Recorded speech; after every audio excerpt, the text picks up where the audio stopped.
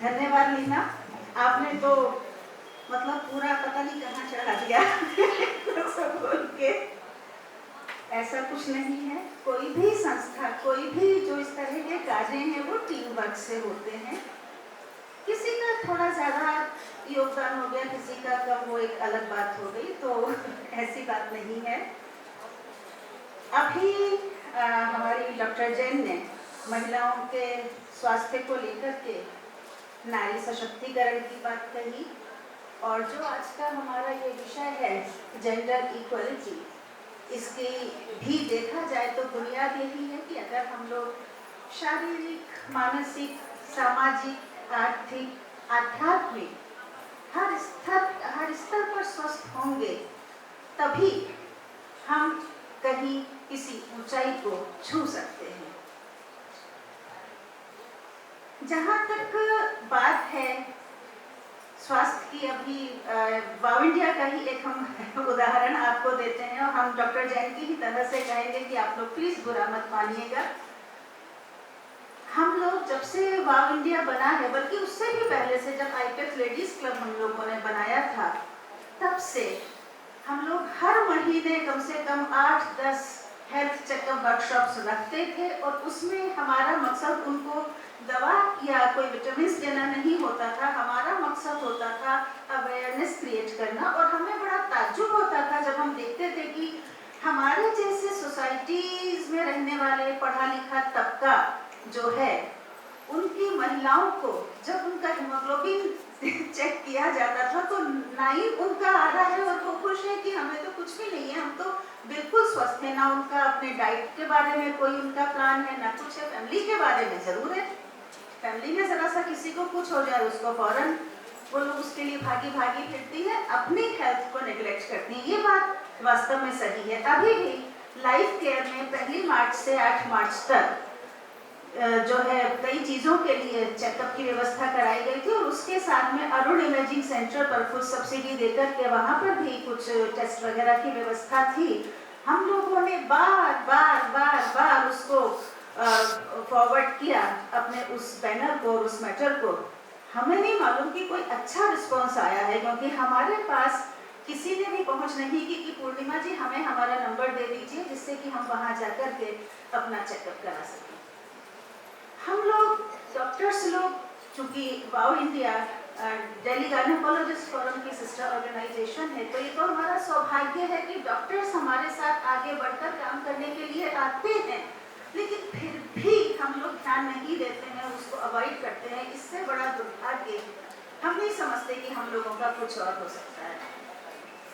अब हम बात आते हैं जेंडर इक्वलिटी की या नारी सशक्तिकरण की बात पर।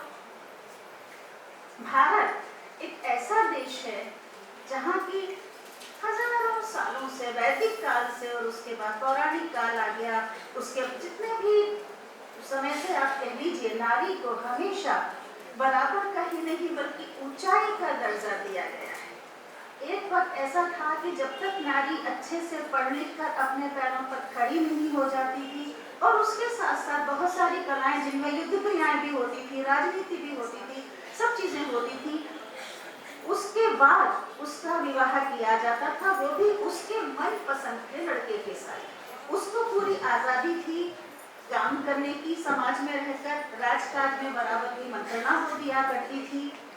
फिर क्या वजह है कि आज हमें नारी समानता के लिए, नारी सशक्तिकरण के लिए मंचों की आवश्यकता आन पड़ी है? क्या वजह है इस सब? देखिए, नारी को तो सबसे पहले आप देवी भगवती सरस्वती को लीजिए। सबसे पहली आवश्यकता सशक्तिकरण में क्या है? ज्ञान की। ज्ञान की दात्री कौन है? माँ वाणी। जब व्यक्ति के पास ज्ञान मिल गया, उसको चाहे वो उसका मानसिक ज्ञान है, चाहे वो उसका समाज के दूसरे विषयों को लेकर के उसकी अवेयरनेस है। ज्ञान क्या है? अवेयरनेस, किसी भी तरह की अवेयरनेस। जब उसको वो हासिल हो गई तो उसके बाद वो धन कमाने की भी सामर्थ्य उसमें अपने आप आ जाती है, क्योंकि उसका आत्मविश्वास बढ़ जाता है अवेयरनेस आने से।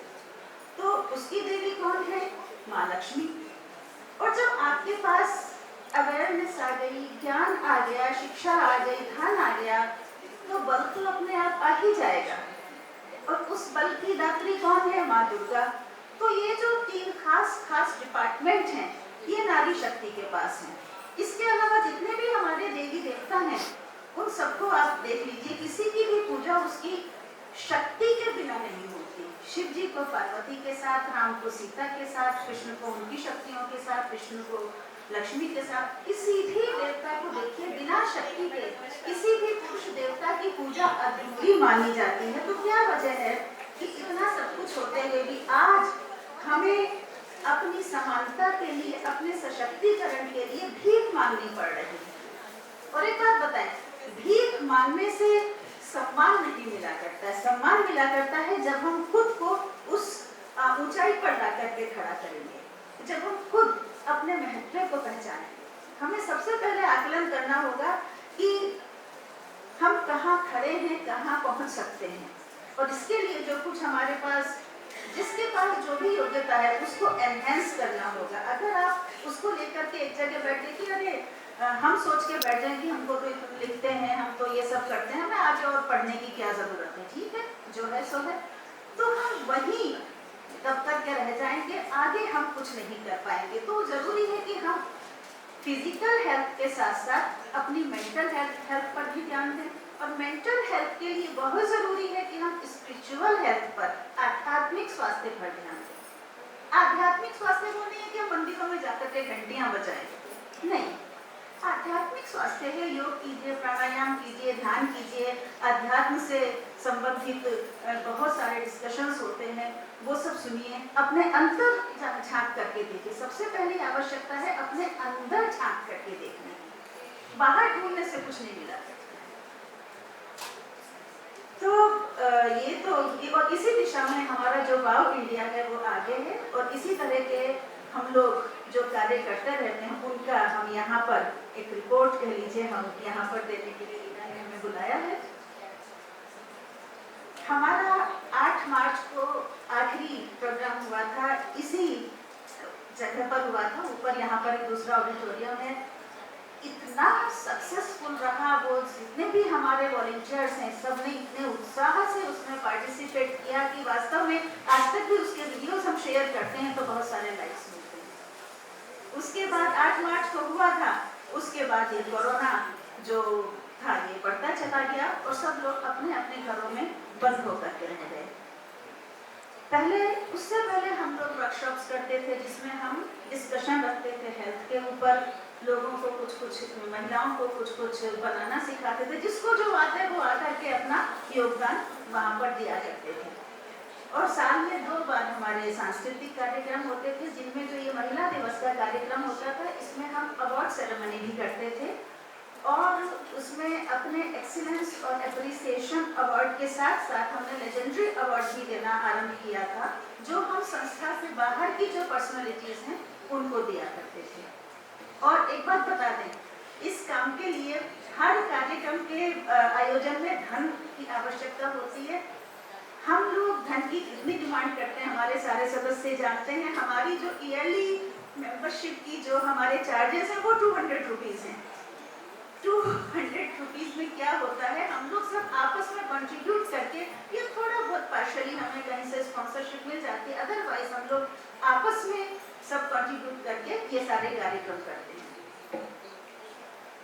तो अभी जब ये कोरोना चल रहा था, तो हमने सबसे पहले तो जब ये बिल्कुल पीक पर था और लोग बहुत घबराए हुए थे, तो हमने कहा इस वक्त कुछ करना पड़ेगा। तो हमने जो हमारे DGF के डॉक्टर्स हैं, जो हमारे साथ, जिनके साथ मिलकर के कार्य करते हैं, उनको हमने रिक्वेस्ट किया, और हम लगभग हर रोज किसी ना किसी विषय पर अवेयरनेस को लेकर के डिस्कशन करते थे कि भाई आपको कोरोना में कैसे डील करना चाहिए, क्या मेडिसिन ले सकते हैं, किस तरह से आप किस तरह से अपने इम्यून सिस्टम को बढ़ा सकते हैं। तो लगभग हर रोज हमारे ये डिस्कशंस डॉक्टर्स के साथ हुआ करते थे, जूम पर हम लोग ये सब करते हैं।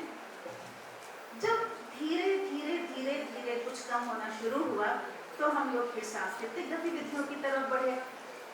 जितने भी डेज होते हैं, चाहे विमेंस डे हुआ, मदर्स डे हुआ, वसंत पंचमी हुआ, आज़ादी का दिवस हुआ, गणतंत्र दिवस हुआ, हिंदी दिवस हुआ, जितने भी बड़े बड़े दिवाली हुआ, होली हुआ, जो भी कुछ हुआ, हम लोगों ने ऑनलाइन रंगारंग कार्यक्रम किए हैं। हम लोग उसमें क्या करते थे कि लोगों के वीडियोस मंगाते थे डांसेस के, और उनको हम एडिट करके और उनका पूरा एक प्रोग्राम बना करके हम वो इसको चला लेते थे। गाने के प्रोग्राम्स हम लोग लाइव रखते थे Zoom पर। ये आपके जो कवि गोष्ठियाँ वगैरह हैं, ये हम लोगों की हर हफ्ते हम लोगों के प्रोग्राम्स, हर सप्ताह हम लोगों के कार्यक्रम चल रहे थे। और इसके अलावा हमने लोगों, क्योंकि सब लोग एक तरह से परेशान बैठे थे, चारों तरफ से कुछ ना कुछ बुरे समाचार भी सुनने को मिल रहे थे, तो हमने सबको कहा कि भाई आपको क्या क्या, जैसे अभी हमारे बीच में विमलेश जी बैठी हुई है, विमलेश जी ने कहा कि वो जो बचे कुचे कपड़े होते हैं घर में, उसके मैं पोटली बनाती हूँ। ठीक है, ये हाँ, ये पोटली ही है ये। हाँ जी, मैं पोटली बनाती हूँ। अभी उन्होंने हमें डॉक्टर हम लोगों को उन्होंने गिफ्ट भी दी है, ये बनाती हूँ। तो हमने कहा ठीक है, आप ऑनलाइन उनको सिखाइए किस तरह से आप बनाती है। तो ये अपनी मशीन, कैंची और कपड़ा वगैरह सब लेकर के बैठ गई और इन्होंने ऑनलाइन वो सिखाया। इसी तरह से अर्चना जी रेसिपीज अपनी पोस्ट करती रही। बहुत सारे लोगों ने, राखी हमारी रुक्मिणी नायर जी शायद यहाँ पर बैठी होंगी, उन्होंने राखियों पर राखियाँ वो रुक्मिणी नायर जी बैठी हैं, उन्होंने राखियाँ बनानी सिखाई। तो बहुत सारे लोगों ने बहुत सारी चीजें बनानी सिखाई और अपने आप भी बना करके उनके वीडियोस हमारे साथ शेयर किए। इस सब का मकसद हमारा यही था कि सब लोग जुड़े रहें, सब लोगों को एक दूसरे की जानकारी मिलती रहे कि भाई सब ठीक ठाक हैं, और साथ में इन्वॉल्वमेंट सबकी रहेगी। तो किसी के मन में कोई आशंका कोरोना के लेकर के नहीं आएगी, भय किसी के मन में नहीं आएगा। इन सब कार्यक्रमों को करने के पीछे हमारा यही मकसद था। हमने अवार्ड सेरेमनी भी की है ऑनलाइन, जिसमें हमने जो ये साइटेशन वगैरह हैं ये भी हमने रीड किए हैं, और जो उनके मोमेंटो हैं वो भी हमने शेयर किए हैं फेसबुक पर और सोशल नेटवर्किंग पर, सब जगह। और इतने कामयाब हमारे ये सारे के सारे कार्यक्रम रहे कि मतलब हमें ताज्जुब होता है कि हम इतना सब काम कर गए, और कर इसीलिए गए कि हमें लोगों ने सहयोग दिया, हमारे सारे वॉलंटियर्स ने हमारा साथ दिया। वरना अकेली पूर्णिमा कुछ नहीं है, अकेला जना जो है वो कुछ नहीं कर सकता, बाहर नहीं छोड़ सकता। तो हमें हमारे वॉलंटियर्स ने सहयोग दिया, उन सबके हम आभारी हैं कि उन्होंने, उनके कारण से हमारे ये सारे ऑनलाइन जो कार्यक्रम थे ये सुचारू रूप से चल सके, आगे भी चलेंगे। आगे भी जितनी हमारी संगीत संध्याएं, काव्य संध्याएं खास करके होंगी, और कुछ डिस्कशंस जो डॉक्टर्स के साथ होंगे वो हमारे ऑनलाइन ही चलेंगे।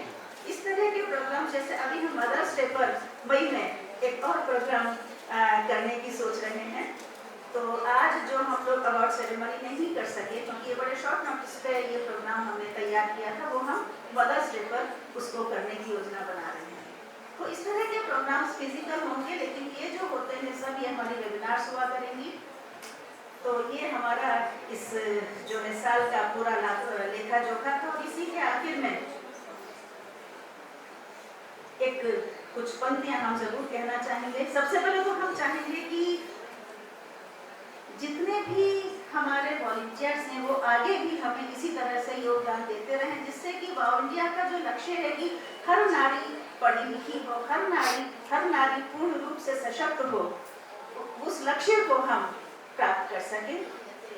और इन्हीं के साथ कुछ पंक्तियां, क्योंकि औरत को बदलने की कोशिश क्यों की जाती है? ससुराल में जाती है, वहां उसको बदलने की कोशिश की जाती है, ऑफिस में जाती है, वहां उसका बॉस सोचता है कि इसको तो क्यों। तो इसी से संबंधित कुछ पंक्तियां हैं कि अपने में ही मस्त सदा मैं रहना चाहूं, मैं तो जैसी हूँ वैसी ही रहना चाहूं, हर प्रयास है व्यर्थ बदलने का अब मुझको, तुम्हें चाहिए देवी तो फिर जाकर ढूंढो और कहीं।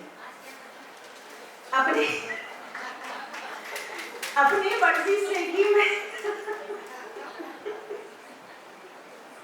अपनी मर्जी से करती हूँ मैं काम सभी, अपनी मर्जी से ही मैं जीवन जीती हूँ, मैं जाना चाहूँ जहाँ वहाँ मैं बढ़ जाऊँ, मैं जाना चाहूँ वहाँ मैं बढ़ जाऊँ, मैं पाना चाहूँ जिसे उसे मैं पा जाऊँ, हर प्रयास है व्यर्थ बदलने का अब मुझको, तुम्हें चाहिए देवी तो फिर जाकर ढूंढो और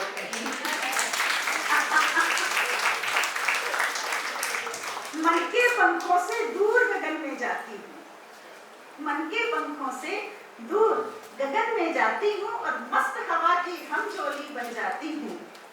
सूरज के संग करती हूँ मैं कितनी बातें और रातों को चंदा से लोरी सुनती हूँ। हर प्रयास है व्यर्थ बदलने का, मुझको तुम्हें चाहिए देवी तो फिर जाकर ढूंढो। और कहीं और अंत में धिरकिट धिरकिट बादल की मृदंग बजे, सनिध पपधनि सबूतों की तान सजे, बिजली की पायल धिरकिट धिरकिट बादल की मृदंग बजे, सनिध पपधनि सबूतों की तान सजे, बिजली की पायल पैरों में झनकाती, मैं ताते थे तब नाच दिखाती जाती हूँ। हर प्रयास है व्यर्थ बदलने का, अब मुझको तुम्हें चाहिए देवी तो फिर जाकर ढूंढो।